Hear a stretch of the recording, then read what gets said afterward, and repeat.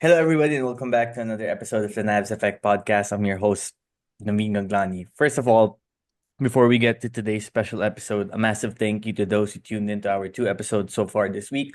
The first one with Marty Pecache, F1 content creators. We talked about the happenings of the Australia GP and what to expect for the 2025 F1 season. And then we also released a podcast episode last night with Chris Garcia of One More Game PH, where we did our review of Assassin's Creed Shadows, the latest installment in the long running franchise of Assassin's Creed. Today, we go back to basketball, college basketball to be specific. We're going to have a player from the Ateneo women's basketball team join us, someone who also plays for the national team. She'll be sharing about her journey and she'll be talking to us on what it takes to be a player at that level. But first, I should say a major thank you to our sponsor of the podcast, our new sponsor who recently joined us, Melbet, a great betting platform if you want to get into the business of sports investment. Let me tell you more. Guys, this is legit. Ever since I tried Melbet, it's been a game changer. The odds are insanely good, so you get good returns for your investments, as I'd like to call them. So every bet means potentially bigger wins, whether it's basketball, volleyball, MMA, football, esports, every sport is here with non-stop events daily. But what I love the most personally, instant withdrawals. I mean, we want a betting platform where we can get our money in and out fast, right? Your winnings cash out instantly. No waiting, no stress, straight to your account. And if you're into casino games as well, slots, poker, or live dealers, it's all there. Just like being in a real casino. If you want to experience the fastest, most rewarding betting platform, Melbet is the way to go. Sign up now, try it today. Let's go, Melbet. It is. Use my personal link and promo code in the description box of this podcast episode and get up to 7,800 pesos with your first deposit bonus. We are joined by Kai Oani, varsity player for Ateneo, also part of the national team, and one of the outstanding young talents there are in Philippine basketball today. Kai, thank you so much for joining me. Thank you for having me. So, what's it been like? You know, it's off season. You guys aren't playing a lot, but you've been keeping busy. You were at the Sabrina Ionescu Nike event last week as well, and you guys are participating in off season tournaments, off season competitions, staying in shape, playing against other teams. It's been a busy last few months for you, huh? For sure, for sure. We had a good 2 months off during December and January, but we got right back into it in February, and we've been going a little light. Just getting back into the swing of things, but we've been putting in our system, early so that we have it ready by UAP. But it's been a good off season so far, and now we're trying to get into more games, like you said. So we're excited for that. Yeah, for sure. And you guys have a talented team. Of course, you have back-to-back reigning MVP Casey on your roster as well. You're going to be entering your second season in the UAAP. You guys performed really well in the Make Space tournament of Titan, making it all the way to the finals and winning the championship against UP's team. Of course, Ateneo's women's team hasn't exactly tasted championship success over the last few years, and I'm sure you and the girls are looking to change that. So, how do you do so? What exactly has to change for Ateneo? Historically, we've seen the men's team compete for championships, the women's team not exactly there yet, but what will it take for you girls to get there? I think, we've been trying to figure that out over this last season. I mean, and I'm sure in past years as well. But from since I've been part of the team, it's been just trying to find the edge that we can get to separate ourselves from the rest of the teams. All the teams, they're gritty, great players as well as our team. And it's hard to just beat teams with just talent, and we're just trying to find what we can do. So really just getting finding that, like, whatever that little thing is to just separate us. And we're still working on it. I can't say that we're perfect yet, but we're getting there for sure. So Excellent, excellent. Great mindset to have as you enter what could be potentially a transformative season for the Ateneo women's team. Now, just some background on Kai for those who don't know. She committed to Ateneo in May 2024. She was also recruited by some schools in the Philippines and also in the United States. She performed well in the Season 87 women's basketball tournament, particularly in a victory against FEU, where Kai finished with 14 points, grabbed 4 rebounds, added an assist and a steal, and played a pivotal role in the team's performance. What are you expecting for yourself entering your second season with Ateneo? So I mean, last year or this past season, I don't think I had a very great shooting year in in my opinion at least. I know some may see me as a shooter, but I think I could do a lot better. So that's one thing I've been working on a lot during this off season is getting my shooting consistent. So hopefully you guys can see more of that in this upcoming season. And definitely just taking up more of a leadership role this year. I'm the starting point guard, so it was my rookie year this season, so I was kind of getting used to the team, the girls, the coaches. So I'm more comfortable now. So just taking up more, just stepping up more, in every aspect that I can. So tell us about the recruitment process. How did Ateneo land you? I know you mentioned that you looked at other potential schools. Which other UAP clubs tried to get you on their programs? And were you close to staying in the United States and playing there instead? So coming to the Philippines was actually kind of a last resort kind of plan for me at first, because it is hard to get recruited in the States, especially with my stature. That plays a big role. Um, and also, it's so saturated in the States. There's so much talent in the States, so much. Uh, it's just hard. It's a lot harder in the States for sure. But how I ended up here was we planned a trip to come here. It was just me, my dad, and my mom. And we had reached out to a few schools to see if maybe I could come visit, train with them. And so initially, the first school was UP. So I went to them first, and then it was NU and LaSalle. And it's actually crazy. I don't know if anyone really knows this, but Ateneo was kind of the last on my radar. They were the last school that I went to, and they kind of snuck up on me. They hadn't been recruiting me as hard as the other schools, but once I stepped on campus, got to know the girls, and got to talk to Coach LA a lot.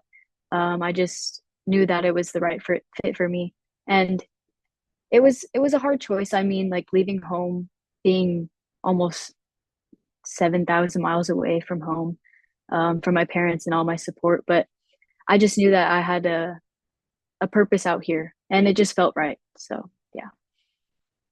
So at one point, were you close to going to one of the other schools, UP, LaSalle, NU? We know that NU is a championship powerhouse Mhm. in the UAP division. We know that UP has been making some moves recently, including some notable recruits on the team that you went up against in the mixed space tournament a few days ago. And well, LaSalle's also LaSalle. They're in the Final Four mix here and there. But you went to Ateneo. What do you think clinched it for you? Was there like a defining moment that kind of flipped the script in your head and made you Mhm. realize you wanted to go to Ateneo? I mean, all the schools were great. I'll give them that. All the coaches were great. Um, but I think just the connection and the understanding that I had with Coach LA, and especially my parents too. We kind of aligned with our values, and that was kind of the tipping point for me. Just and knowing that Coach LA really believed in me and was willing to just ride with me, and he still stands by that, and I thank him for that all the time. And I'm blessed to have a coach that just believes in me. So I think that's one of the big things that helped me. And then also the girls and the environment as well. The school is great, one of the best schools here in the Philippines. So, um, and also, I don't know if we'll include this, but um, I'm not very great with my Filipino yet. So coming to Ateneo was a big choice for me because it's an do- like dominantly English speaking. So yeah, that was a big factor as well. No, I get that. See, for a minute there at the end, I thought you were gonna say because Kyle is at Ateneo also. Oh, So I was wondering, yeah. before I forget, I just want to ask you real quick, who's the better Mhm. dancer between the two of you? Who's the better Oh, for TikTok sure. dancer? It's for sure him. for sure. Hands down, hands down. Yeah. So you don't think you'd beat him in the dance off? I think you could. Oh no. No, no, no. Yeah. I'm not the dancer. He's he's the performer in the relationship for sure. Yeah. Interesting, interesting. Okay, so let's play a quick game here. All right. Can you predict to the T what your averages were as a senior in the 2023-2024 season when you were with St. Joseph High School in Santa Maria, California? Maybe Ooh. maybe you don't need to get the exact like point something to Okay, the okay. T, but if you can get to the ballpark, I'm just curious if you know what your stats were. Okay. I think that's a hard one. Oh my gosh. Okay. I think around 15 points per game, I want to say. 14.9 Uh, points. Okay, so okay, you were okay. essentially 15. Yeah, that's understandable. Okay. Oh, I know I wasn't high on steals, so I don't even know if that's at the one or not, but I'm gonna Oh no, say okay, go for it. You I'm had gonna the good say steals. You had a good amount of oh steals. Yeah. really, really? Yeah. Okay. Oh, like two or three maybe? 2.4. Don't sell Okay, okay, yourself okay, okay. short. All right, so Got it, assists got and it. rebounds, Assists, I want to say three. I feel like I wasn't high on the assists, so 2.0. okay, okay. And And oh then wait, did you say assists? yeah, Oh, assists. you were actually 3.3 assists. My bad. Oh, That's okay. good, yeah. Got And it. rebounds? Oh, I'm assuming two. Exactly two. Yes, Okay, got exactly it, got two. it. So you were pretty much right on everything. Now, can you predict what the overall team record that you girls had? Oh, oh no. I I couldn't tell you. I couldn't tell you really. So Gotta be you like, were, go for it. I don't even know how many games we played. I know we lost. You played 31 overall. Okay, okay. I want to say, wow, that's hard. I don't think we lost many games. So maybe I'm gonna just say the losses. So maybe like seven losses on the season. 24/7. You got it Oh, exactly wow. right. Okay. Exactly. Awesome. Good job. Applause for that. Not everyone can get that. Okay. Actually, that's the first ever time I had a podcast guest predict their stats, and Really I think you got like nice. an easy A. Now, let's talk about the Sabrina Ionescu experience last hmm week. We got to watch her at Araneta. We got to see her at the events, but you were up close with her at the camp and also at the exhibition game hmm where some viral videos made their ways in the social media Yeah. world after, but it looked like a lot of fun on the court. And, many people were saying, why are the girls going up against the guys? It should be all girls, which I thought was hmm against the message of what the trip was about.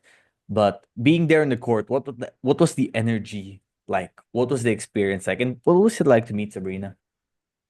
Oh, it was awesome. Oh my gosh, it was awesome. And I was surprised too. I didn't know there was guys gonna be playing in the game as well, but I think it added to the atmosphere. It wasn't just a women's event. It was, I mean, she came to the Philippines, so we had to represent with everyone. So I think it was a great addition to have some of the top men's players as well. So, but being out there with her and just being at that amazing event, oh my gosh, I was such in awe of the whole thing. Like walking into the arena, never seeing it like that. It was just so amazing. I've never been to an event like that. And playing up against her, being able to guard her, I was starstruck. I don't know if you've seen like videos or if you saw it, but I was just smiling the whole time I was guarding her. It was just so great. And I got to talk to her on the bench as well. And it's just amazing to see like I'm from San Maria, California. Who would have thought I'm, playing against one of the top female basketball players in the world. So, it's really really crazy. And it still like hasn't really hit me. I'm still Mm. like it's still shocking, So yeah. Was that your first experience with an NBA or WNBA player? So I've had past experiences. I used to go to a lot of Skylar Diggins camps when I was younger. She was my idol growing up. Um, my old club team, we Chelsea Gray was a former player at my old club team, Cal Storm. So she would come in and hop in some of the practices. And then I used to go to a lot of Sparks games when I was younger as well. So I got to meet some of the players, get like a shirt signed or something. And then Kobe Bryant, my idol. Wow. Um, yeah, so he's always been my like someone I've looked up to. Always his mentality for sure. Um, whatever he did, I try to like shape whatever I'm doing around him. So I got to meet him um way back. I don't even know how old I was, but one of my trainers, he was like, "Oh, we're playing Kobe's team. I want you to just hop on, and so you can meet him." So I met him at a game. Oh my gosh, no, backtrack. Wow, okay. So I was, I don't know how old, but I was young, and I went to a Kobe camp in Santa Barbara. It wasn't that far from where I lived, and it's one of those camps like it's his camp, but he's not really there the whole time. Mm. But we got to take pictures with him, and I got to sit right next to him in the picture. And I will never forget this moment. I was wearing a pair of his I can't tell you what shoe they were, but I remember they were like the limited edition Easter version of whatever, and they were bright pink Kobe's. And I got up after done taking the picture, and he pulls on my shirt and was like, "Hey, I like your shoes." Oh my gosh, I could have Damn. cried right there. Yeah. And then so then fast forward growing up on my club team for Cal Storm, we would train at the Mamba facility that he owned. So we would see him all the time, and we're our teams were kind of close because our coach was kind of um, they worked together, so we got to see him a lot. And I mean, just being in California, really, there's a lot of NBA players there, or a lot of like big names. So it was kind of normal to see like some NBA players all the time, especially in LA. And one of my trainers, Irv Roland, he is Kyrie's personal trainer. So I've met Kyrie. I've gone to one of his camps. And yeah, I don't know if there's more, but those are like the big significant ones. Man, that's tough. That's fantastic. I mean, Yeah. must have been crushing the day that you found out Kobe passed away, like it was for Oh yeah, everyone. for sure. I mean, I was actually there at the gym. So we were participating in the Mamba Cup, and we were playing on a court. And I just remember, so my coach, he was actually like a director of the tournament, and he worked, he was like somewhere high in the ranks of the gym as well. And so his one of his like assistants comes up and like tells him something during the game, and you could just tell something was off. Like we all knew. Mm. I was on the bench at the time, and like his face just dropped, and then I just remember they stopped the whole gym. No one knew what was going on. And then our coach pulled us all together, and he was like, "There's been an accident." And then he told us the news, and then the whole gym stopped. And then I just remember like we were so in shock. It was just crazy. And I mean, it was so surreal, you know. You never would have thought like he was coming to the gym. His daughter had a game, but yeah. Wow. Man, that's you're closer to it, like literally than so Yeah. many other people. You thought you were gonna see him that morning and Yeah. Yeah. wow. And and it's and my mom, she actually has like this crazy moment that she tells me and she reminds me about. So the day before at the tournament, she saw him. So there was like a little like balcony thing at the top where you could see all the courts, and she like saw him just looking over, and she thought to like take a picture, right? Because it's Kobe Bryant. But like it was so normal for us to see him. So she was like, "Oh, I don't want to be like that fan, you know." But it could have been like one of the last pictures that Yeah. like she could have taken of him. But yeah, That was like a day before he passed away, something like that. yeah, it was. Wow. That's Yeah. That's nuts. Do you remember people crying in the gym when the news kind of broke? And Oh, for sure. So some of the girls on my team were close with some of the girls on Kobe's team. And so like we kind of came together, and some of the other girls that had relationships with him, we came together at the end. And when the gym was kind of empty, and we all kind of huddled up and like just pray for each other and like just consoled each other. And it was a great moment. I mean, like just seeing everyone, like we're competitors, but we come together as one when something like that happens. But yeah, yeah, sometimes you can find beauty in the little things. You have to for when sure. times can get hard. Okay, let's Yeah. cheer things up a little bit here. But thank you, Okay, of okay. course, for sharing those Yeah. stories. No, it was they were so heartfelt and Mhm. that was meaningful. Thank you for sharing those. Of course. Give me your five favorite basketball shoes to hoop in. Top five. Oof. Okay, okay. In no order, I'm just gonna go off the top of my head, but for sure the Sabrina tubes. I love them. Oh my gosh. And growing up, I only wore Kobe's. So Wow. really, really any Kobe's. Yeah, so my first shoe was Kobe. They were a pair of Kobe's. And I just had this thing like I just wore Kobe's all the time. And it wasn't until like high school actually where we had to wear team shoes that I didn't wear Kobe's. But really any Kobe's. But in specific, the fours are up there, the sixes for sure. And yeah, those are probably my top out of those, out of the Kobe's. And then let me think. I don't know. I don't know if I could give any other shoe credit really, because I've never really worn any of the shoes. So yeah. You're a Kobe a Mamba disciple. Let's just Yep. leave it at that. Yep. Well, at least a For Sabrina sure. too cracked the list, right? I mean, Yes. Yes. that's someone breaking in right there to your top five. Yeah.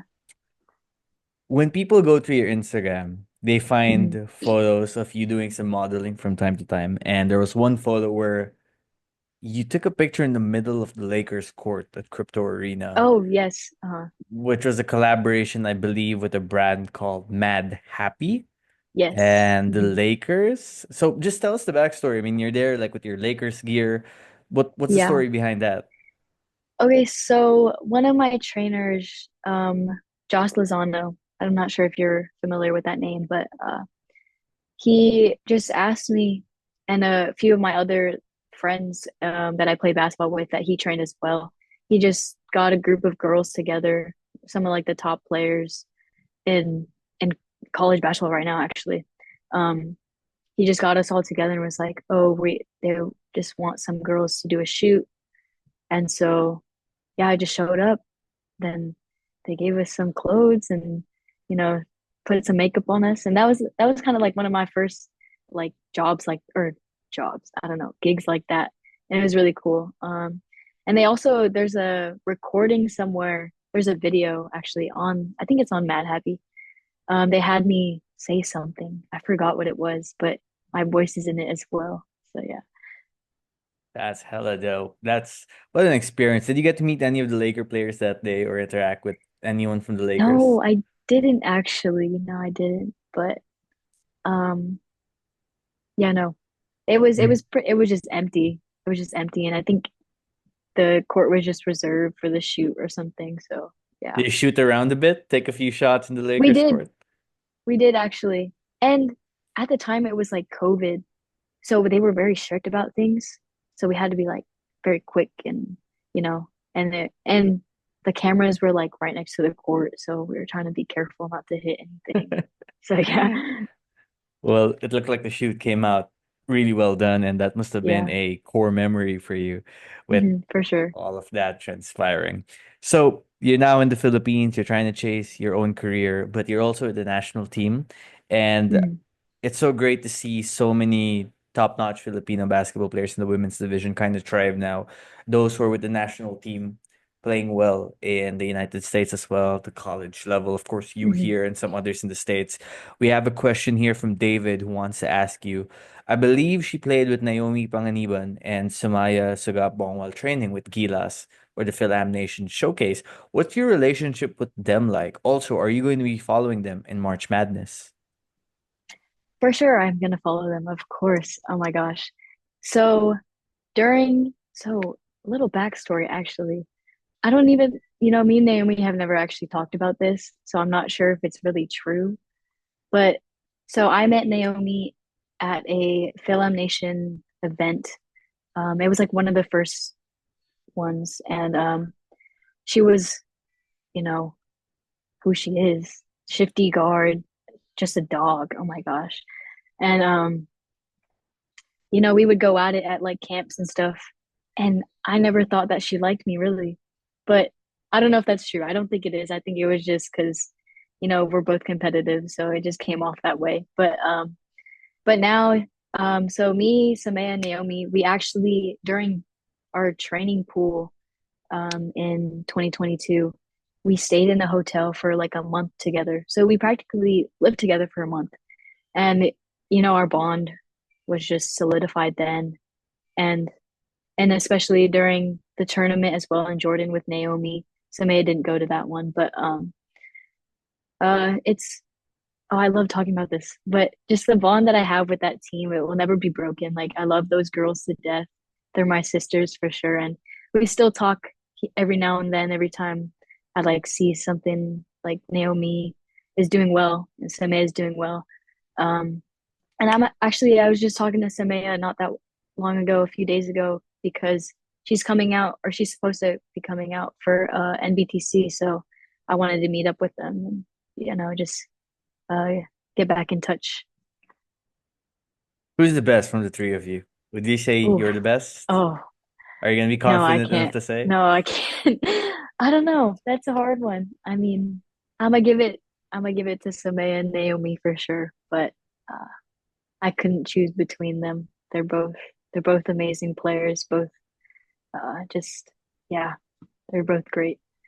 You answered that like a true point guard. I gotta Yeah. say, man. Yep. I mean, Yeah. we've seen you girls wear the Gilas uniforms, and it would be Mhm. great to see you all wear it some more in the future. Obviously, we appreciate the time you've given us, Kai. Last question before I let you go here. I'm just curious. I want your rankings. Three best Okay. UAP players in the men's division and the women's division. Go. Oh, Who's the top all three right, all right right. now? Okay. So I gotta go for women's Casey for sure, my MVP or MVP. Um Shallow, finals MVP. Oh my gosh, love her game. Um and I want to give it to Sang Calago or Janice Calago. Um I've just seen her grow so much in this past year, and it's just great to see the player that she's become, especially in this off season. And yeah, she's definitely my top three. Men's, I can't give you top three. I only got one.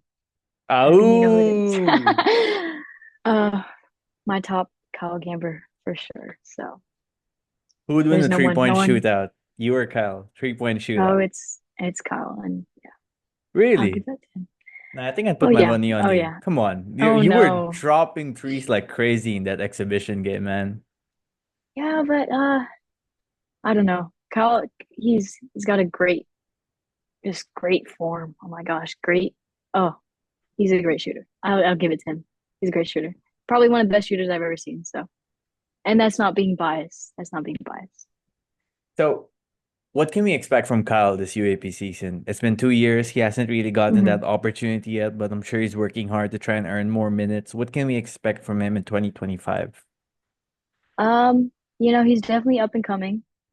He's been working his butt off this off season and the past 2 seasons he's been here.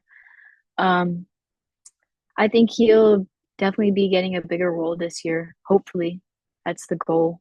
But it's looking good for him, and I think just a bigger presence for sure. He's gonna be one of the guys that they rely on.